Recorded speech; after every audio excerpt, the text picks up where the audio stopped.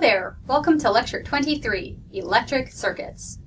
Electric circuits are a ubiquitous part of our daily lives. I'm recording this video using a digital camera with LED lighting. Both of these objects are plugged into wall outlets that provide voltage to the circuits powering the devices.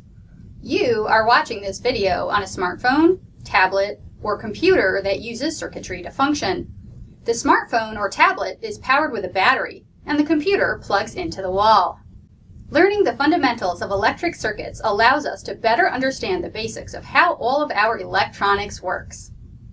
Each of the following concepts will be discussed in this video: voltage, resistance, current and Ohm's law, power, circuits, and alternating and direct current.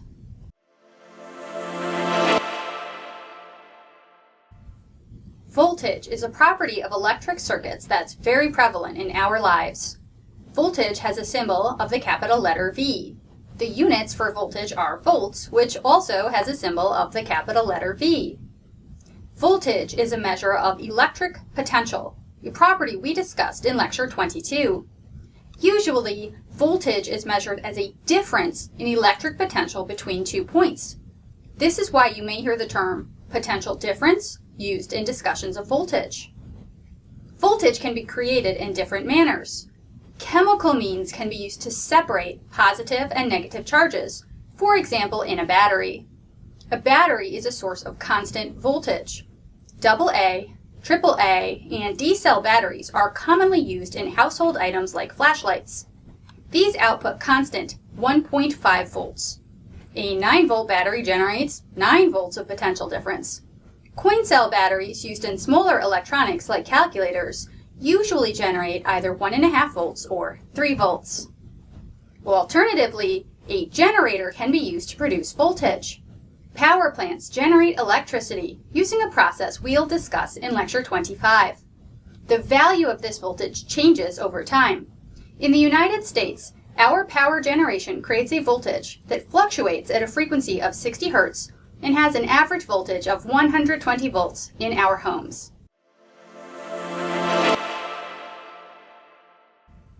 Resistance is the property of a material that impedes the flow of electrons throughout that material.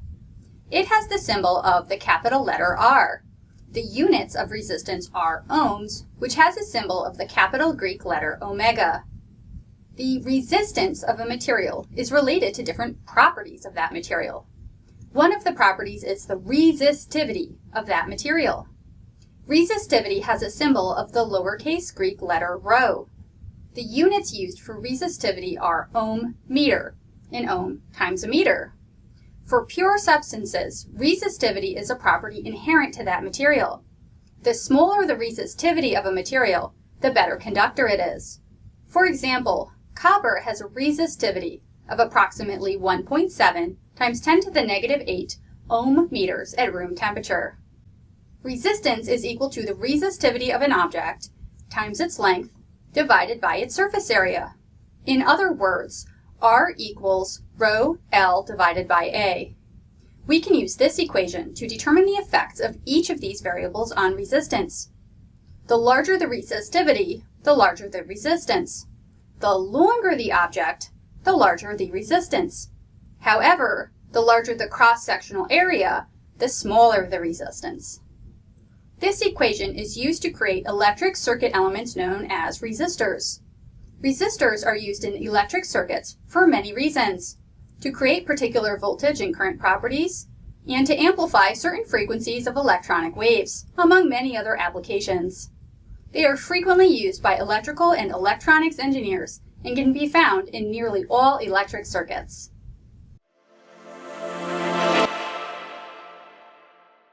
Current describes the flow of electric charge through a circuit. Current flows in a circuit when there is a complete path, including a voltage source. Using a battery, this means there must be a complete path between the plus and minus ends of the battery. Current has a symbol of the capital letter I. The units used for current are amps, short for amperes. 1 amp is equal to 1 coulomb per second. This means that 1 amp of current is equal to 1 coulomb of charge, moving past a given point every second. The relationship between current, voltage, and resistance is given by Ohm's law. Ohm's law states that V equals IR. In other words, the voltage in a circuit equals the current flowing through the circuit times the resistance of the circuit. Ohm's law can be used for an entire circuit or also for particular sections or elements of a circuit. For example, Ohm's law can be used to calculate the voltage over one particular resistor in a circuit that contains more than one resistor. Let's do an example of Ohm's law. If I have a circuit that includes a voltage source of 9 volts, that includes a resistor of 5,000 ohms, how much current flows through the circuit? Use V equals IR. 9 volts equals 5,000 ohms times current. Divide both sides by 5,000 ohms, and we see that the current equals 0.0018 amps, also known as 1.8 milliamps.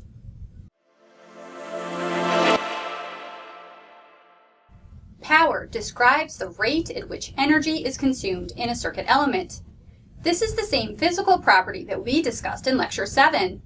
The symbol is the capital letter P, and the units are watts. The equation for power in an electric circuit is P equals I times V. Power equals current times voltage. Power can be generated in a circuit. Batteries, power supplies, and generators can do this, and also consumed in a circuit by resistors, lamps, and so on. Power is conserved, which means that all of the power consumed in a circuit is equal to all of the power generated in a circuit. From a practical perspective, power is consumed by doing useful things in a circuit. An electric stove consumes power and uses it to generate heat to cook food. A light bulb consumes power and uses it to generate light. The tuning circuits in radios and televisions consume power to allow us to listen to music or watch our favorite TV show. The electronics in your smartphone consume power to operate the device. Light bulbs are sold with a power rating in watts. That power rating gives us an idea of how strong the light source is. A higher power rating means more light will be given off by the bulb. Incandescent light bulbs have power ratings usually between 40 and 100 watts. A 60-watt bulb would be used in a typical light fixture, not too bright, not too dim. LED bulbs have much lower power ratings. They're usually only 6 to 12 watts, but generate equivalent levels of brightness as incandescent bulbs. While we'll discuss the physics behind the different types of bulbs in more detail in Lecture 30, for now, I will simply point out that incandescent bulbs generate lots of heat. The 60 watts the bulb consumes goes to generate some light, but also a lot of heat. An LED bulb is much more efficient. The power it consumes generates mostly light and only a very small amount of heat. This efficiency is better for the environment and saves us money on our electric bills. Speaking of electric bills, if you have ever paid one, you have probably noticed that the units used in the bills are kilowatt hours. This is a unit of energy. Recall from Lecture 7 that power equals energy times time. Because kilowatt is a unit of power, and hours are a unit of time, a kilowatt hour is a unit of energy. 1 kilowatt hour is equal to consuming 1,000 watts of power during the time period of an entire hour. Our electric bills charge us for the energy we consume every month. A circuit is a closed path where current flows. Circuits can consist of different circuit elements, voltage sources such as batteries, resistors, light bulbs, motors, and so on. Some circuits have only a few elements. Some circuits have many elements and are much more complicated. All circuits can be analyzed using Ohm's law, conservation of energy, and conservation of charge. Electrical engineers take classes in circuit analysis to learn how to design circuits with specific properties. For example, a simple circuit can consist of a battery, a resistor, and a wire to connect them in a closed path. We can use Ohm's law to calculate the value of the current flowing through the resistor. We can use the power equation to determine how much power is consumed by the resistor and created by the battery. As far as we need to know in this class, while there are many different types of circuits, The two primary configurations of circuit elements are series and parallel. Let's consider a circuit with multiple resistors now, instead of one. The resistors, in this example, there are 3, can be connected in series. In a series circuit, all circuit elements are connected in the same loop. Due to conservation of charge, every resistor will experience the same amount of current flow. Because electrons are forced to travel through all of the resistors in order to complete their path from one end of the battery to the other, the total resistance in a series circuit is greater than the resistance of any of the individual resistors. In series, the total resistance of the circuit is equal to the sum of the individual resistors. Because there is only one path for current to flow, when 2 or more circuit elements are connected in series, if one of them becomes broken or disconnected and disrupts the flow of current, the other circuit elements will also become disconnected. This can be demonstrated in a series circuit of 2 light bulbs. If one of the light bulbs is disconnected, both lights will turn off.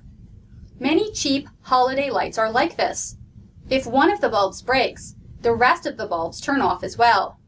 I can simulate this in a strand of holiday lights by taking one of the bulbs out. This turns off all of the other bulbs in the strand of lights. Due to conservation of energy, the voltage experienced by each resistor in a series circuit will be smaller than the voltage of the battery. If 2 series resistors have the same value, then the voltage drop over each resistor will be 1/2 of the battery voltage. If 3 series resistors have the same value, the voltage drop over each one will be 1/3 the battery voltage. If we build a circuit, we can use a multimeter to measure this voltage. We can determine how much power is consumed by each resistor in a series circuit by using a combination of Ohm's law and the power equation. We know the current flowing through the circuit from Ohm's law and taking the sum of both resistances. We find that the power consumed by an individual resistor in a series circuit equals I squared R. That is, current squared times the resistance of the individual resistor. Resistors can also be connected in parallel. That is, each resistor is connected in its own loop, but are connected end to end, hence the name parallel. Due to conservation of energy, each resistor will experience the same amount of voltage, which in this case is equal to the voltage of the battery. Because electrons have multiple different paths to follow, the total resistance in a parallel circuit is less than the resistance of any of the individual resistors. Because there are now multiple paths for current to flow, when 2 or more circuit elements are connected in parallel, if one of them becomes broken or disconnected, the other circuit elements will continue to function normally. This can be demonstrated in a parallel circuit of 2 light bulbs. If one of the light bulbs is disconnected, the other light remains unaffected. Current can still flow through the path. Our homes are wired in parallel. If I turn off the kitchen light, my refrigerator is still able to continue working. Due to conservation of charge, the current flowing through each resistor in a parallel circuit will be smaller than the current flowing through the battery. If 2 parallel resistors have the same value, then the current flowing through each resistor will be 1/2 the current flow through the battery. If 3 parallel resistors have the same value, then the current flowing through each of the resistors will be 1/3 of the current flow through the battery. If we build a circuit, we can use a multimeter to measure the current. We can determine how much power is consumed by each resistor in a parallel circuit by using a combination of Ohm's law and the power equation. Due to conservation of energy, we know that the voltage over each resistor is equal to the battery voltage. We find that the power consumed by an individual resistor in a parallel circuit equals V squared over R. That is, the voltage squared divided by the resistance of the individual resistor. 2 other types of circuits are open circuits and short circuits. In an open circuit, there is no complete path for current to flow. Electrons do not move, and none of the circuit components operate. A switch can cause an open circuit. Sometimes this is useful, for example, when we want to turn off the lights in our bedrooms to go to sleep at night. A switch opens the circuit and prevents current from flowing through the lights. A short circuit is a circuit with very low resistance path that electrons can take. Electrons will proportionally travel through the path of least resistance. If there is a path of zero resistance, such as with a wire, then all current will flow through that path. Because resistance is very low, current will become extremely high. If current becomes very high, so will power. This will cause a lot of heating, and eventually, wires and other circuit components can melt. Short circuits can be very dangerous, and electrical engineers learn how to spot short circuits and avoid them when building circuits. In this demo, I use a switch to cause a short circuit, creating a low resistance path that bypasses the light bulb. When I close the switch, current flows through the switch instead of through the light bulb, causing the bulb to turn off. I can't keep the switch closed for too long. It will drain the battery and heat up, possibly melting if left in this condition for too long.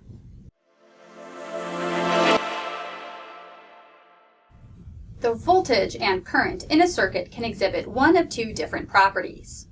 One possibility is that the voltage and current stay constant over time. This is known as direct current, or DC. In a DC circuit, our measurements of voltage and current will stay the same. Batteries are capable of producing a DC voltage. AA batteries generate a constant 1.5 volts. Most consumer electronics require DC to either function or to charge their batteries. Most of these devices contain a converter that generates the correct DC voltage to carry this out. On the other hand, it is possible for voltage and current signals to change over time. Usually they will oscillate in a sinusoidal pattern, like a wave. This is known as alternating current, or AC.